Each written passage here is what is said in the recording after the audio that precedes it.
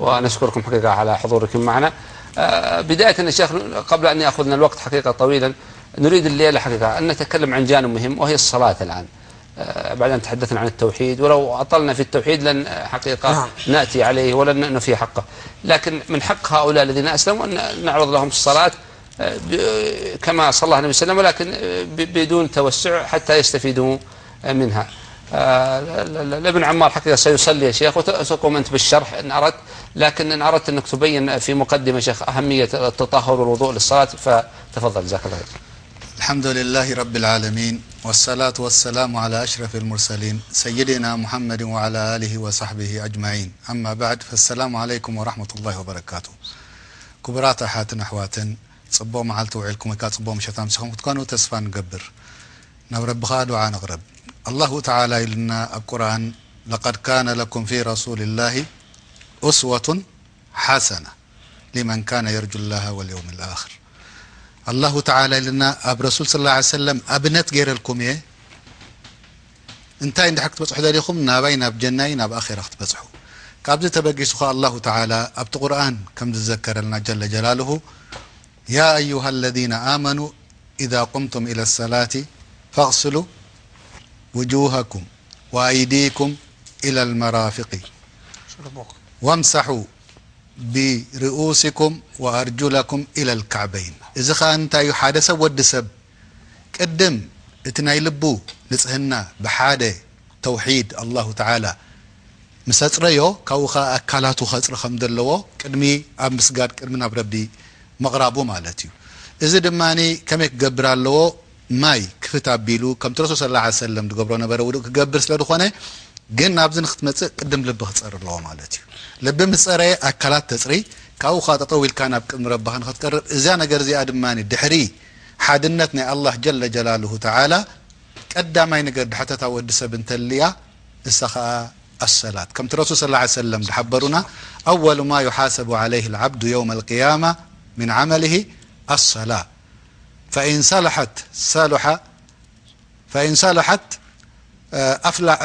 أفلح وأنجح، وإن فسدت خسر وخاب، أو كما قال الرسول صلى الله عليه وسلم. الرسول صلى الله عليه وسلم يومنا قدام أي نقدر حتى له ود سب حد انت يوم القيامة دحري ناي حد ربي مخانو مأمانو أبلبو مستقبله حد يفطري حد يقول تاينو عيد من الخمس بله إتاسلات يعني ذا صلاة زي عند حدا تصبو غير كا خمت الرسول صلى الله عليه وسلم قبروان ولا خمت قبا غير كايا انت خدكوني خمالتي كل حطوتها دحري دمص تعويت خن حراب تعويتك ان حراب فشلك ويدما ابا عند حدا ودقك صبو غير كا غبر كان كم تقبا غبر كان كم الرسول صلى الله عليه وسلم دبولنا غبر كان ابا عند حدا ودقك ادخال اسرح ما دحري دما كله مساخ ودقي معناته. ስለዚህ ካብዚ ነገር ዝተበጊስنا ميزان كبهبنا ربي كم الرسول صلى الله عليه وسلم دبولنا: صلوا كما رأيتموني أصلي.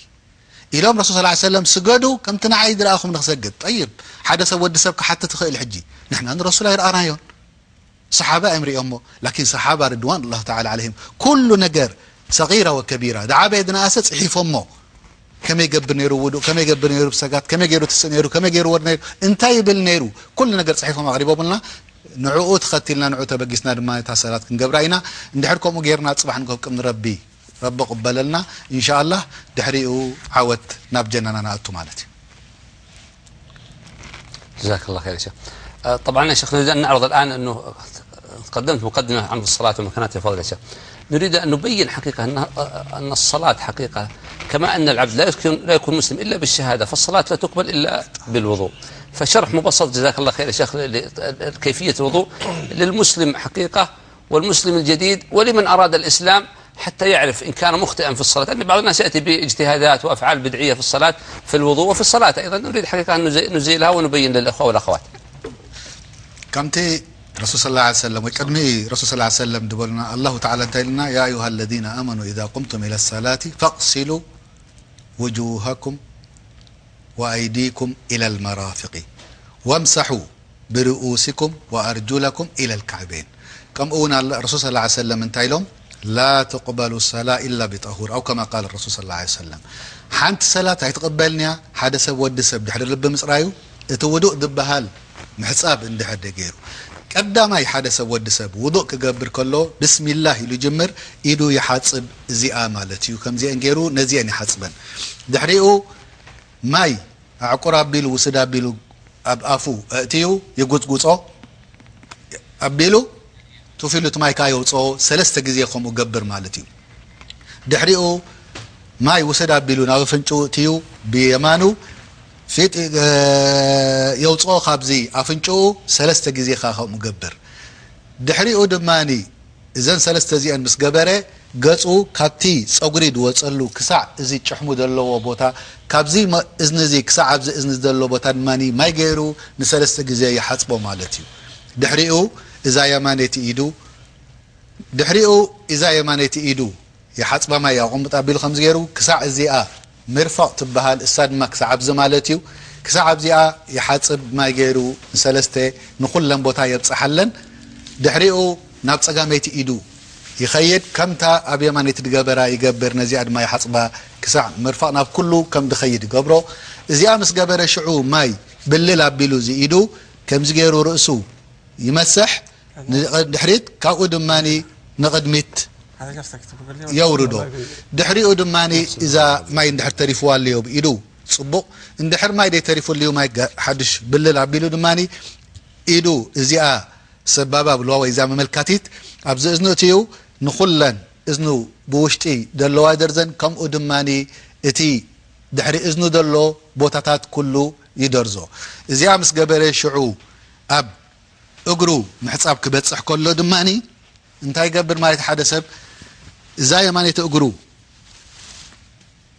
ماي ابون باغيرو نزيا خمزنا غبره انداتوه كلن ماي كم دبصحن كسع زيا كعب بلوا وي دماني كورنعنا اغر دلا كسع سا كله خمز غيرو ما يبصحو كم ترسو صلى الله عليه وسلم دبلو ابزيتات ماي كيرسع ويل للعقاب من النار دبلو رسول صلى الله عليه وسلم ابزي ما كيغدفو كي بصحو خيترف نخلا يبصحلا ابصغامي تغرو دماني كما يغبر مالتي دحريو اشهد ان لا اله الا الله واشهد ان محمد رسول الله يلو اللهم اجعلني من التوابين واجعلني من المتطهرين يلو دعاء غيرو صبو تا ودو غيرو وديو صبو خدان تخدينو ناب صلاه ناب سجدر لبوتا مسجد يكون ويابغزو يقرب مالتي جزاك الله خير. الان في الحلقه السابقه انتهينا من الوضوء، الان سندلف للصلاة حقيقة. جزاك الله خير يا شيخ.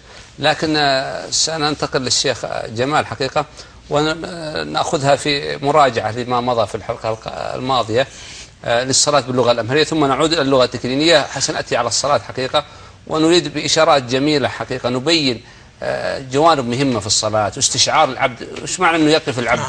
لماذا يقف العبد يضع يديه هنا؟ لماذا العبد يكبر الله أكبر في كل تكبيرة انتقال؟ نريد حقيقة حتى الإخوة والأخوات ممن يتحدثون باللغة العربية ندعوهم لهذا الجانب حقيقة. لماذا حقيقة السلف كانوا يتفاعلون ويستشعرون الصلاة، ولماذا نصلي فقط نحن صلاة عادية لا نستشعر فيها؟ نسأل الله أن يعفو عنا. حقيقة تستغرب عندما يتوضأ العبد عندنا، يعني يأتي وضوء سريع جدا وكأنه حقيقة لو أراد أن ينظف سيارته نظفها أكثر مما ينظف حقيقة أو يحتبس. أو الجنوط على ما قال جلد والرفار وشغل وتلميع وحركات. فيري هو فيري عمار هذا يشهب بالجنوط الظاهر ولا؟ فحقيقة عندما يقف العبد يقول الله أكبر، ايش معنى يقول؟ كأنه يقول الله أكبر، أي لا أحد أكبر من الله سبحانه وتعالى. يستشعر عندما يرفع يديه. بعض العلماء له إشارات جميلة، يقول كأن العبد يأخذ هموم الدنيا ومشاكلها وأعبائها ونصبها ووصبها، كأنه يأخذها من على عاتقه ويرميها، وكأنه يقول أقبلت إليك ربي لترضى. وبعضهم قال كأنه يفتح الحجاب الذي بينه وبين الله سبحانه وتعالى، كأنه يخاطب الله الآن مباشرة ويستشعر حقيقة. فلهذا في الصلاة يا شيخ جانب جميل مهم رائع، أنه العبد هي في الإسلام فقط ذكرناها هي الوحيدة العبادة، أن العبد إذا كبر لا يلتفت ولا يتحدث ولا يتكلم ولا يتحرك، وقبل ذلك تطهر. العبادات الديانات الأخرى، وذكر ذلك ابن القيم رحمه الله، أن بعضهم قد يكون يقضي حاجته أعزكم الله جميعا ثم يأتي لعبادته في ديانته، إلا الصلاة يأتيها متطهرا كامل بعد أن طهر داخل. فسيطبق عمار الآن الصلاة حقيقة تطبيق فقط، والشيخ جمال مشكورا مأجورا يعلق. أول شيء الشيخ نقول استقبال القبلة بينهم. هذا تفضل يا شيخ. أول شيء بسم الله الرحمن الرحيم. الحمد لله رب العالمين والصلاة والسلام على نبينا محمد وعلى آله وصحبه أجمعين. السلام عليكم ورحمة الله وبركاته. في البداية أشكر قناة بداية بعد شكر الله على ما هيأت لنا يعني هذا البرنامج. ودون دموتشي እህቶቼ የዚህ ፕሮግራም ተከታታዮች አሁንም በአላህ ፍቃድ ሳምንታዊ ፕሮግራማችንን ልንጀምር አሁን ተዘጋጅተናል ማለት ነው። ልንጀምር ማለት እና ወንድሞቼ እህቶቼ ሰላት በእስልምና ውስጥ በጣም ከፍተኛ የሆነች አምልኮ ነች ማለት ነው። እና ይቺ ሰላት ሙስሊሞች ማነው ሰላታቸውን ከመስገዳቸው በፊት ቅድመ ሁኔታዎች አሏት። ወደ ሰላት ለመግባት ቅድመ ሁኔታ አለው፣ ቁልፍ ወይም መክፈቻ አለው ማለት ነው። ያ ጣሃራ ነው፣ ንጽህና ማለት ነው። ሰውየው ወይም ሴትየዋ ወደ ሰላት ከመግባቱ ወይም ከመግባቷ በፊት ማንኛውንም ንጽህና ታደርጋለች ማለት ነው። ሰውየው እንግዲህ ሽንት ቤት ይገባል፣ ይጸዳዳል። ሽንት ቤት ገብቶ ከተጸዳዳ በኋላ ማንኛውንም መጥፎ ነገሮች ሽንትም ሆነ ሰገራን ካስወገደ በኋላ ጣሃራ ካደረገ ከሽንት ቤት ውስጥ ይሄን ከጨረሰ በኋላ ውዱእ ወደሚባለው ወደ ንጽህና ክፍል ይገባል ማለት ነው። ውዱእ እንግዲህ በጣም ከፍተኛ የሆነ ነገር ነው። ያ ነገር ምንድነው?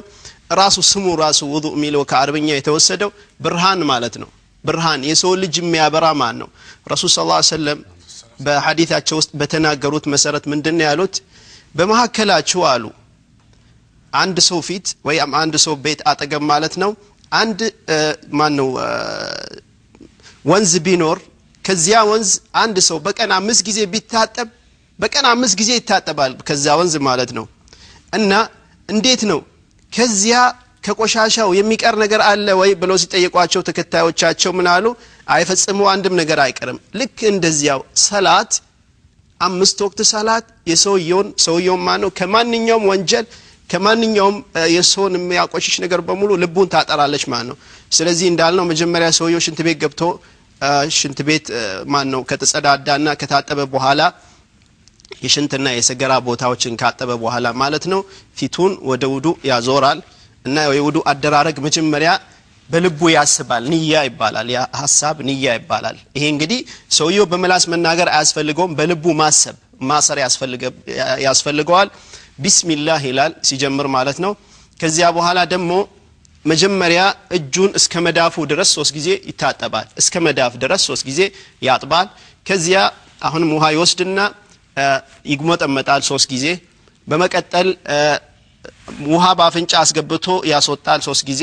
ከዚያ ፊቱን ያጥባል ማለት ነው። ፊት በሚታጠብበት ጊዜ በስፋት ከጆሮ እስከ ጆሮ ያለው የፊታችን ክፍል መዳረስ አለበት። በርዝመት ደግሞ ከአገጭ ማነው ከራስ ከጸጉር መብቂያ እስከ እዚህ ድረስ ማለት ነው ውሃ መዳረስ አለበት። 3 ጊዜ ይታጠባል ፊቱን በዚህ አይነት ሁኔታ። በመቀጠል የሚታጠበው ምንድነው? እጁን እስከ ክርኑ ድረስ 3 ጊዜ ያጥባል። የቀኝ እጁን የግራ እጁንም እንደዚያው 3 ጊዜ ያጥባል። በመቀጠል ውሃ ይወስድና 3 ጊዜ ማነው አንድ ጊዜ ጸጉሩን ያበሳል። ማበስ ብቻ ነው። ከዚያ ጸጉሩን ካበሰ በኋላ መላ ጸጉሩን ማለት ነው ከፊት እንደዚህ ወስዶ ከፊት እዚህ ያደርስና ይመልሳል። በመቀጠልም አሁንም ያበሳል። እጁን ጣት ውስጥ አስገብቶ ጆሮን ያበሳል ማለት ነው። እግሩን 3 ጊዜ የቀኝ እግሩን እስከ ቁርጭምጭሚት ድረስ ከፍም ማድረግ ይችላል። የቀኝ እጁን የግራ እጁንም ይቅርታ እግሩንም ያጥብና ለሰላት ይዘጋጃል። አሁን የሚቀጥለው ደረጃ ሰላት አሰጋገር ነው። አሁን እንግዲህ ወንድማችን እዚህ ጋር ይቆማል። ለሰላት ሊቆም ነው ማለት ነው። ሰላት ሊሰግድ ነው። ሰላት የሚሰገደው በማንኛውም አካባቢ ያለ ሙስሊም ህብረተሰብ ፊቱን ወደ ቂብላ አዙሮ ነው የሚሰግደው ማለት ነው፣ ወደ መካ ወይም ወደ ካዕባ። ይህ አላህ ለሙስሊሞች ያደረገላቸው በማንኛውም ምድር ላይ ያለው ሙስሊሞች የሚዞሩበት ቦታ ነው ማለት ነው። ቂብላ ይባላል። እንግዲህ ፊቱን ወደ ቂብላ ያዞርና አላሁ አክበር ይላል ማለት ነው። أول شيء شيخ عذرا شيخ ذكرت أن من شروط الصلاة استقبال القبلة. أيضا نريد أن نبين أن لا بد أن يكون الثوب الذي عليه طاهر، يعني ما عليه نجاسة. اذكر هذه في كلمتين يا شيخ عشان أنتقل جزاك الله، عشان حتى نبين لهم حقهم علينا جزاك الله. እና እኛ እንግዲህ ለሰላት በመነሳበት ጊዜ እንደተባለው መጀመሪያ ሰውነታችን ንጹህ መሆን አለበት ሶስት ነገሮች ንጹህ መሆን አለባቸው አንደኛ ሰውነታችን ሁለተኛ ልብሳችን ሶስተኛ የምንሰግድበት ቦታ እነዚህ ሶስት ነገሮች ንጹህ መሆን አለባቸው ከሽንት ከሰገራና ሌሎችም ንጽህናን ከሚያበላሹ ነገሮች ንጹህ መሆን አለበት ጣሃራ መሆን አለበት ማን ነው ከዚያ በኋላ ወደ ሰላት እንገባለን ወደ ሰላት ስንገባ መጀመሪያ እንግዲህ ወንድማችን በማን ነው እንደሚያሳያችሁ በተግባር እንደሚያሳያችሁ እንደምታዩት ፊቱን ወደ ቂብላ ያዞራል እና ፊታችን ወደ ቂብላ ስናዞር ምን መለከተው ፊት ለፊታችን ወደ ምን ሰግድበት ቦታ ግንባራችን ወደሚያርፍበት ቦታ ብቻ ነው ወደ ሌላ ቦታ አናዞርም ማለት ነው ወደ ላይ ወደ ታች ወደ ማንኛውንም እንቅስቃሴ እናቆማለን ወደ ሰላት ስንገባ ማለት ነው እና አላሁ አክበር ብሎ አላሁ አክበር እና እንግዲህ ወንድሞቼ በደንብ ተከታተሉ መጀመሪያ አላሁ አክበር ይህ የመክፈቻ ተክቢራ ወይም የመክፈቻ ወደ ሰላት መግቢያ አላሁ አክበር ይባላል ሰውየው አላሁ አክበር ብሎ ሰላቱን በከፈተበት ጊዜ ከዚህ በኋላ ማንኛውም አይነት ከሰላት ውጪ የሚደረግ እንቅስቃሴ ሁሉ በሱ ላይ ክልክል ነው ማለት ነው አሁን በዚህን ጊዜ አላሁ አክበር ካለ በኋላ ማለት ነው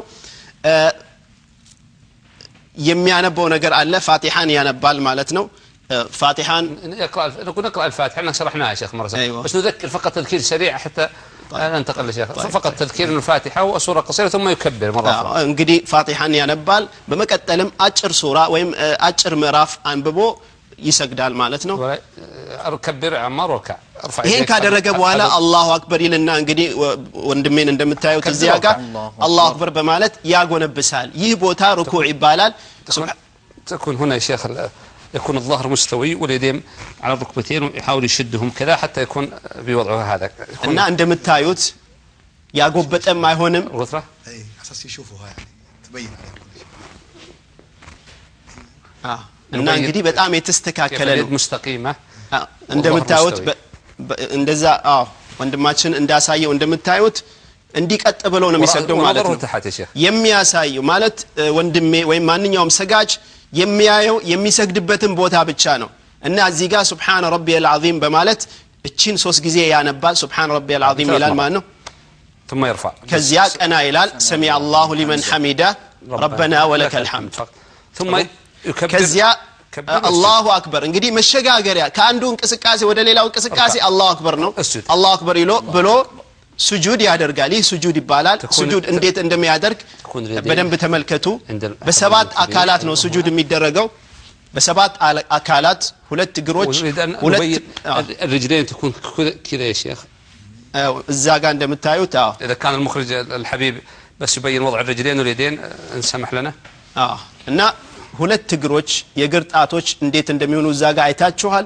እና ሁለት በጉልበታችን ሁለት አራት ይሆናል እና ሁለት እጆች ወይ መዳፎች ስድስት እና ሰባተኛው አካል ማን ነው ግንባርና ካፍንጫ ክፍል ማለት ነው እነዚህ ሰባቱ አካላት መሬት መንካት አለባቸው ስጁዳችን ወይም እንደዚህ ስጁድ የሚባለው እንቅስቃሴ የሚሟላው በዚህ ሁኔታ ነው ማለት ነው ከዚያ አላሁ አክበር ብለን نعم يجلس አላሁ አክበር ብለን እዚህ ጋር ትንሽ እንቀመጣለን ويكون وضع الرجلين ايضا نبين وضع الرجلين كيف يكون كهالا اقاممطو እንግዲህ ወንድማችን ማየት አለብን جدا كهالا الناس يضعها هكذا او بعض الناس يضعها هذا الوضع ትክክለኛው አቀማመጥ النبي صلى الله عليه وسلم صلى الله عليه وسلم ወንድማችን ባሳየው መሰረት ይሆናል ትክክለኛው አቀማመጥ እዚህ ጋር رب اغفر لي በማለት ይሄንን ቦታ እናነባለን ማለት ነው اسجد አሁን ወደ ሁለተኛው ስጁድ እንተላለፋለን ሁለተኛው ስጁድ አላሁ አክበር ብለን سبحان ربي الاعلى እንላለን ማለት ነው ሶስት ጊዜ سبحان ربي الاعلى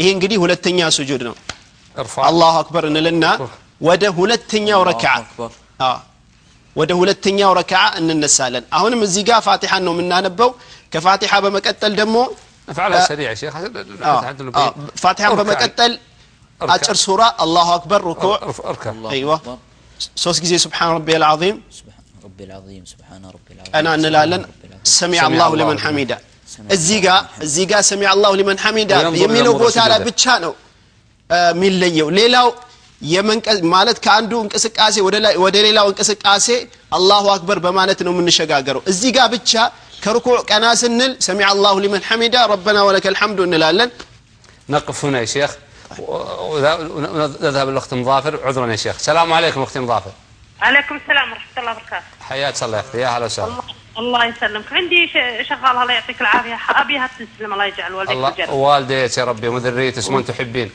اعطينا الله يسعدك ويجعل استخدم كتابك باليمين ان شاء الله امين ووالديك ووالدينا وكل مسلم يا رب العالمين ان شاء الله امين يا رب يا كريم اخذها معك الله يرضى عليك الله يرحم والديك اعطيناه والديك يلا تفضل يا شيخ الو الو እቴ السلام عليكم ሰላም ደህና ነሽ الحمد لله ቋንቋሽ አማርኛ ነው አዎ እንግዲህ እስልምናን በደንብ ተርተሻል አዎ ዝግጁ ነሽ ወደ እስልምና ለመግባት አዎ በፍላጎትሽ በደንብ አውቀሽ አምነሽበት ወደ እስልምና ልገቢ ዝግጁ ነሽ አዎ እሺ እንግዲህ አንድ ሰው ወደ እስልምና ሲገባ መግቢያው ቃል አለ ከአላህ በስተቀር ሌላ አምላክ የለም በእውነት የሚመለክ ከአላህ በስተቀር ሌላ አምላክ የለም ነብዩ መሐመድ የአላህ መልእክተኛ ናቸው የሚለውን ቃል በልብሽ አምነሽበት በምላስሽ ትመሰክሪያለሽ ይሄንን እንግዲህ እሳቸው ሼኹ ያስብሉሻል ከእሳቸው ጋር አንድ ባንድ ትያለሽ ሙስሊም ሆንሽ ማለት ነው ከዚህ በኋላ ዝግጁ ነሽ እህቴ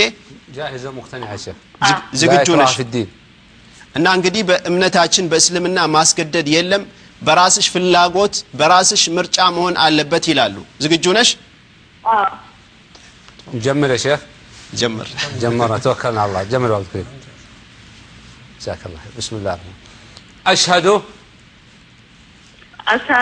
أن لا إله إلا الله وأشهد أن محمدا رسول الله الله أكبر الله أكبر الله أكبر جزاك الله خير يا أختي مظافر نسأل الله أن يثبتها على دينه حتى تلقاه الله بها يا أختي الله بها واعتبريها الآن أمانة في عنقك يا أختي الكريمة أنت بذلت جهد جزاك الله خير وكذلك الأخوة والأخوات من لديهم هي أسلمت الآن وفي مرحلة حقيقة لا توقعين أن الشيطان سيتركها في مرحلة حقيقة الشيطان سيبدأ في صراع معها فالله في التعامل معها سميه أسلمت إن شاء الله أسلمت يا أختي مسلمة الآن جهزها صلاة العشاء نعم الآن خليها تتابع وتعلمينها الآن لازم تصلي المغرب الآن الله يسعدك يا أختي تراها أمانة الآن معطيتها كتيبات ومعطيتها وذكر عليها بالصلاة وشريت له كتيبات وكذا بس انها يعني ما بعد عرفت يعني جدة بس انها يوم سمعتكم جزاكم الله خير ويجعل والديكم الجنة جميع والديك خليتها تكلمكم الله يجزاك الجنة الله لا يحرمك الأجر وتواصل مع المشايخ سيظهر أرقام المشايخ مخرجنا الحبيب يظهرها حقيقة حتى يتم التواصل معهم إن أرادت الاستزادة بكتيبات وأشرطة أو ما تحتاج حق من أمور ديننا فأسأل الله لك التوفيق والسداد نرجع للصلاة الآن رفع سمع الله لمن حمده سيسجد الشيخ سنأخذ الصلاة بسريع حتى لا يذهب الوقت لأن لا يزعل علينا الشيخ عبد العليم በመቀጠል سمع الله لمن حمده ብሎ ከሩኩዕ ተነስተዋል ወንድማችን الله أكبر ብሎ ስጁድ ያደርጋል سبحان ربي الأعلى 3 ጊዜ الله أكبر ብሎ ይነሳል رب اغفر لي 3 ጊዜ ይላል رب اغفر لي 3 ጊዜ ይደጋግማል الله أكبر سبحان ربي الأعلى 3 ጊዜ الله أكبر التشهد እዚህ ጋር ሁለት ረካዓ ተናቀቀ ማለት ነው እንግዲህ እንዴት ማን ነው التشهد ላይ እንዴት እንደሚቀመጥ ከፎቶግራፉ ማየት ይቻላል እዚህ ጋር التحيات لله والصلوات والطيبات እያለ እስከ መጨረሻው ይሄን ያነባል ማለት ነው ሰላቱ ባለ ሁለት ረካዓ ከሆነ ሰላቱ ሰላሙ አለይኩም ورحمة الله السلام عليكم ورحمة الله بمالت يتناققال باله ሁለት ረካዓ ከሆነ ባለ 3 እና ባለ 4 ረካዓ ከሆነ ደግሞ السلام عليكم ورحمة الله ከማለት ይልቅ ወደ 3ኛ ረካዓ ይነሳል ማለት ነው በሰላቱ እንግዲህ ይሄን ይመስላል የበለጠ ደግሞ በስፋት ለማወቅ ከተፈለገ የሰላት መማሪያ የሚል መጽሐፍ አለ የሰላት መማሪያ لو يظهر المخرج بس الصورة عليها حتى تبينها يا شيخ هذه الكتب هي كتب لا بنصلي اتركها بنصلي بالتقريني የሰላት መማሪያ የሚል በአማርኛ የተጻፈ በጣም ቆንጆ መጽሐፍ ነው ሰላት እንዴት እንደሚሰገድ በደንብ የሚያስተምር በፎቶግራፍም የተደገፈ መጽሐፍ ስለሆነ እነዚህ መጽሐፎች الصورة يا شيخ شيخنا ابو عبد الكريم تبين الاخوه والاخوات هذا كتاب للصلاه تعليم الصلاه باللغة الأمهرية. هذا اللغة الأمهرية. እና ይህ መጽሐፍ ወንድሞቻችን አልሱለይ በሚባለው የማነው የዳዋ ኦፊስ ውስጥ ይገኛል። አልሱለይ የተባለው የዳዋ ኦፊስ ይህን መጽሐፍ አሳትመዋል። እዚያ መተው ወንድሞቻችን መጽሐፉን መውሰድና መማር ይችላሉ ማለት ነው። ሌሎችም ከዚህ ሌላ መጽሐፍ አለ። እስልምና ለማስተዋወቅ ከተፈለገ እስልምናና ክርስትና ንጽጽራዊ አቀራረብ የሚል መጽሐፍ አለ ማለት ነው። ይሄ መጽሐፍ በጣም ቆንጆ መጽሐፍ ነው። እንዴት ሁለቱንም ሃይማኖት ማለት ነው በንጽጽር ሁኔታ ያቀርባል ማለት ነው። የተለያዩ የመጽሐፍ ቅዱስ ጥቅሶችንና እንዲሁም ደግሞ የቁርአንን ጥቅሶችን አንድ ላይ እንትን በማድረግ እንዴት ነው ሰዎችን ይጋብዛል፣ ወደ እስልምና ይጋብዛል ማለት ነው። እንግዲህ ሰውየው አንብቦ ተረድቶ እስልምናን ማወቅ የሚችልበት መጽሐፍ ስለሆነ እና ክርስቲያን ወገኖቻችን ይህን መጽሐፍ እንዲያነቡ እንጋብዛቸዋለን። ይህ መጽሐፍ እዚህ ሳውዲ ውስጥ የተለያየ ቦታ በተለይ አልሱለይ ማለት አልሱለይ ኦፊስ ውስጥ ይገኛል። ኢትዮጵያም ሊኖር ይችላል ይህ መጽሐፍ። يكون واضح معنا في الصورة حتى الأخوة والأخوات اللي أسلم عندهم حقيقة أحد ممكن يستجيبون المشايخ لتعليم الصلاة وما يحتاجون الأمور.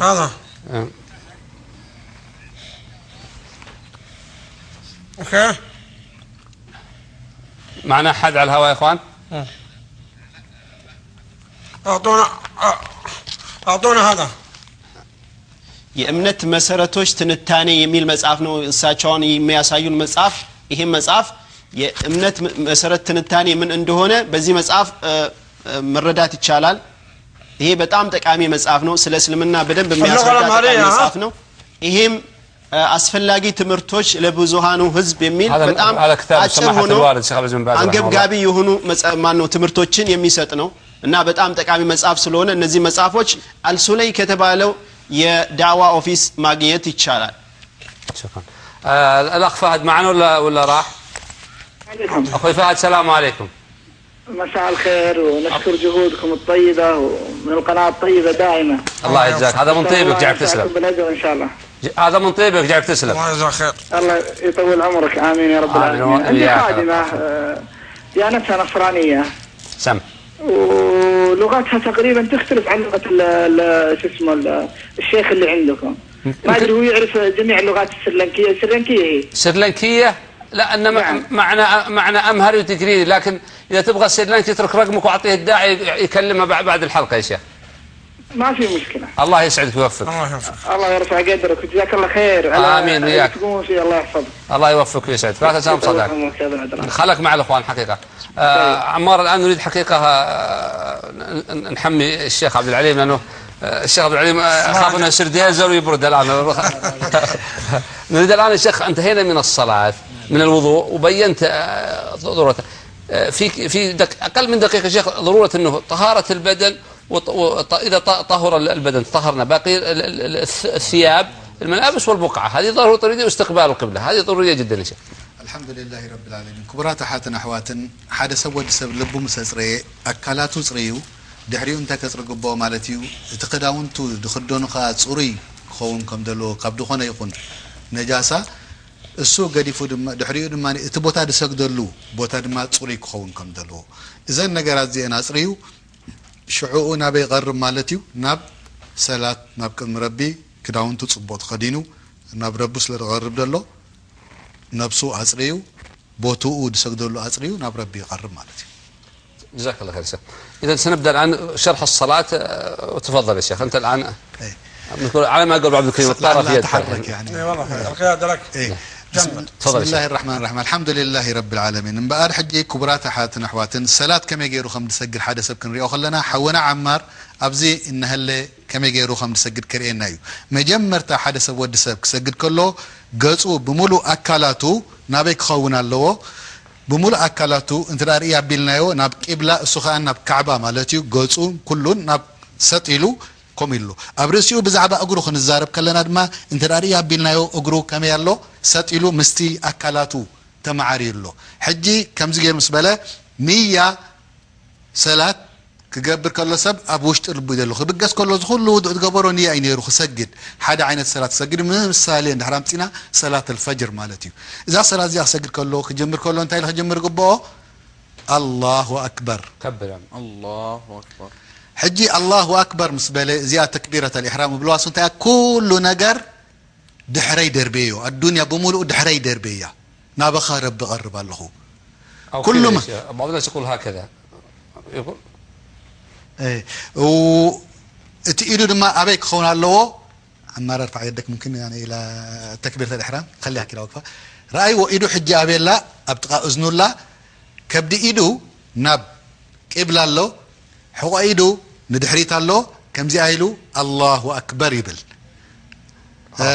خلاص عمار ايدك وضع اليمين ابرسيو دحريو قدام يتسرح سرح انت اتا يمانيت ايدو ابي غير والله ابرسي صقاميت ايدو شعو انت يقبل مالتي مخفتي نسالات سبحانك اللهم وبحمدك وتبارك اسمك وتعالى جدك ولا اله غيرك اذا يجمروا اب سوره الفاتحه ويكا الحمد يقرأ مالتي اقرا الحمد لله رب العالمين الرحمن الرحيم مالك يوم الدين إياك نعبد وإياك نستعين اهدنا الصراط المستقيم صراط الذين أنعمت عليهم غير المغضوب عليهم ولا الضالين آمين سورة الخلاص معها دحري أخا حنت سورة حتصار سورة ويكاني دكالك بحنقولك حفيز كايد لها تمص مالتي قل هو الله أحد الله الصمد قل هو الله أحد الله الصمد الذي لم يلد قل هو الله أحد الله الصمد الذي لم يلد ولم يولد لم يلد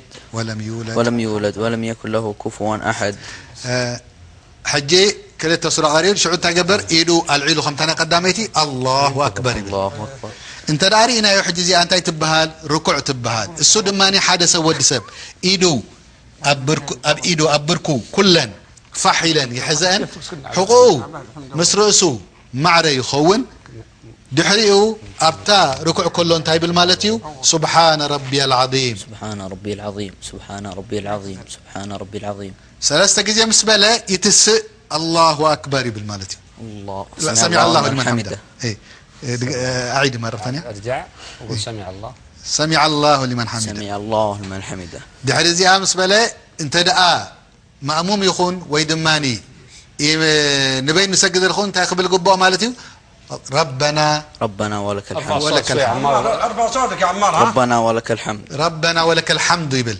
دحريو كل أكلاته أبتنبرو من لس كي هو أسيلو يسجد مالتي دحريو إذا خلوا عينه أبز طويل خلوا أبيت أمتالو أبتا جنبارو دور دلا بوتا أبات أمدلا دحراي نفس سجود يورد انتايلو الله أكبر يلو نفس سجود يورد الله أكبر ارفع صوتك شوي سبحان ربي الأعلى كررت سبحان ربي الأعلى سبحان يا ربي الأعلى سبحان ربي الأعلى إذا ثلاثة جزازين كبر كله نرأي حجي نملكت أفنشو أبيلا جنبارو أفنشون جنبارون انتاي قبر الله ماتي أمريت ودي قنا اللوا إيدو كاب سلفو كبدو كاب سلفو رح يقول له إيدو كاب تشتشو رح يقول له أبريسي دماني بركو أمريت كوفي له كلتا أقولو دماني اتنا تصابعتي نقبلها اندات رأيا اتنا تصابعتي نقبلها اندات رأيا ناب شوعت تن إيدو خمان كلا تخيلا نقبلها انداخل خلوا سجود قبر دحريو يتس الله أكبر له مالتي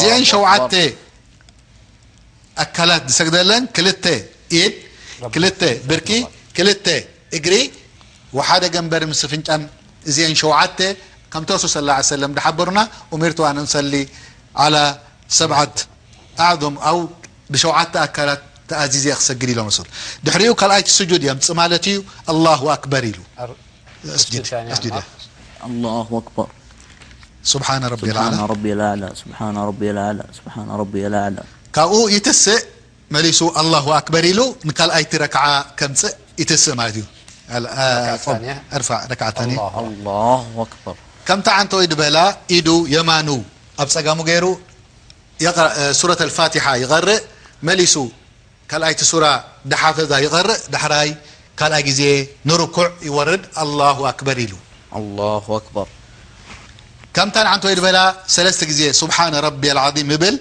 سبحان ربي العظيم سبحان ربي العظيم سبحان ربي العظيم مليسو يتسع قم الآن سمع الله لمن حمده كما يلو عينو اب مريت نطمتت نسجد كا يورد الله اكبر ربنا ولك الحمد طبعا الله اكبر ثلاث جزيه سبحان ربي الاعلى بال سبحان ربي الاعلى سبحان ربي الاعلى سبحان ربي الاعلى الله اكبر يلو تسق الله اكبر كلايتي يمسق مره ثانيه اسجد الله اكبر مليسو الله اكبر يبل ثلاثه سبحان ربي الاعلى مسوله سبحان ربي الاعلى سبحان ربي الاعلى سبحان ربي الاعلى حجي كوفيلو التحيات وكان التشهد قريو نسمعه حوينا متي اقرا التشهد بصوت عالي ويدك ضم اليد ايوه التحيات لله والصلاه والطيبات السلام عليك ايها النبي ورحمة